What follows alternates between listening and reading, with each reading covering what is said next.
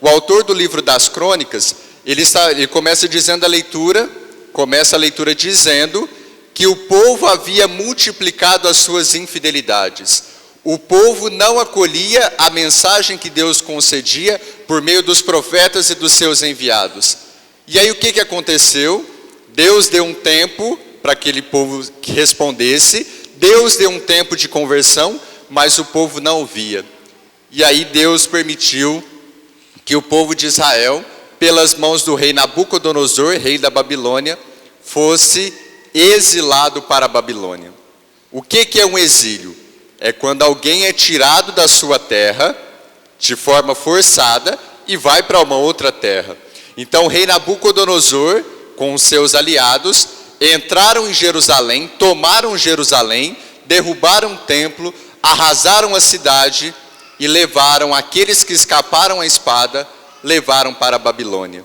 E Deus permitiu esse tempo de provação para o povo de Israel.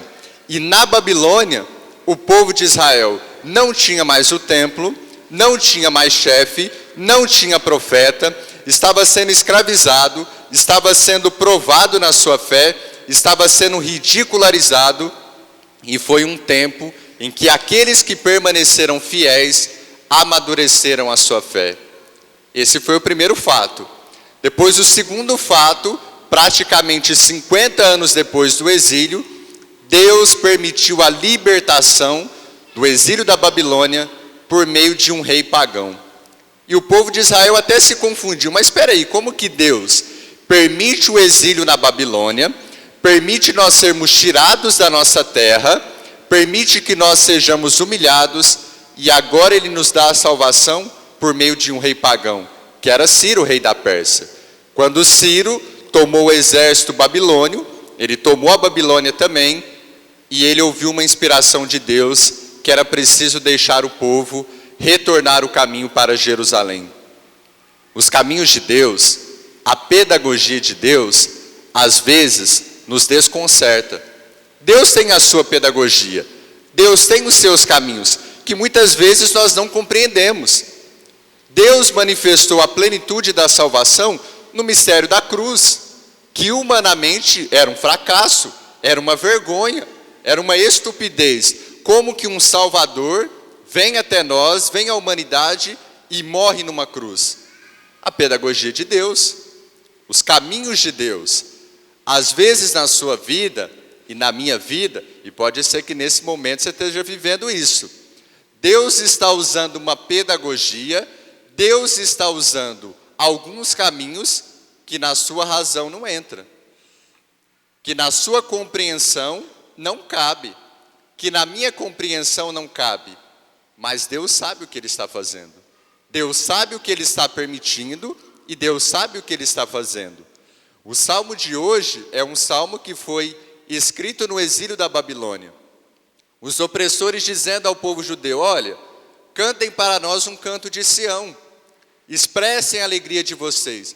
E aí o salmista está dizendo: mas como que nós vamos cantar os cantos de Sião numa terra estrangeira? Como que nós vamos expressar a nossa alegria diante de um momento difícil que nós estamos vivendo? E olha que interessante, nós estamos celebrando o Domingo da Alegria.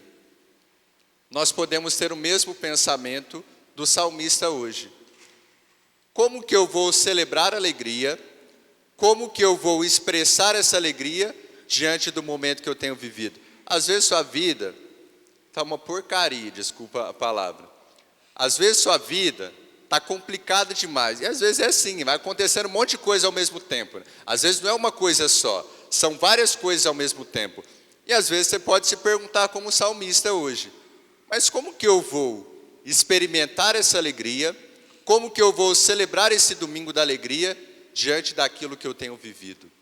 Diante de uma enfermidade, diante de um problema na família, diante de uma frustração que eu tive na minha profissão ou diante de alguma pessoa, diante de uma decepção que eu vivi, como que eu vou experimentar alegria? Para nós hoje, experimentar alegria e viver alegria tem sido um desafio, porque nós estamos enfrentando muitas coisas. Só que se nós esperarmos um cenário perfeito da nossa vida, um cenário de 1000 maravilhas, para experimentarmos a alegria que vem de Deus, nós não experimentaremos.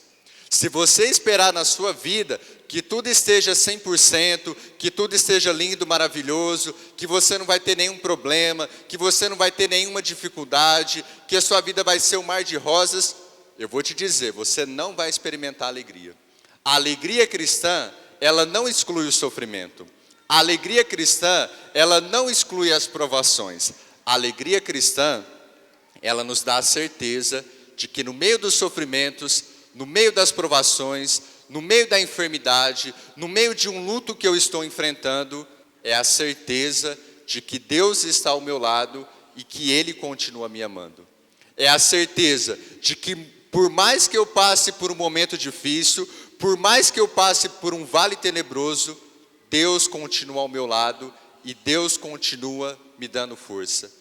E é só a partir da oração que nós vamos percebendo essa presença de Deus, que nós vamos percebendo esse amor de Deus na nossa vida, que vai nos fortalecendo.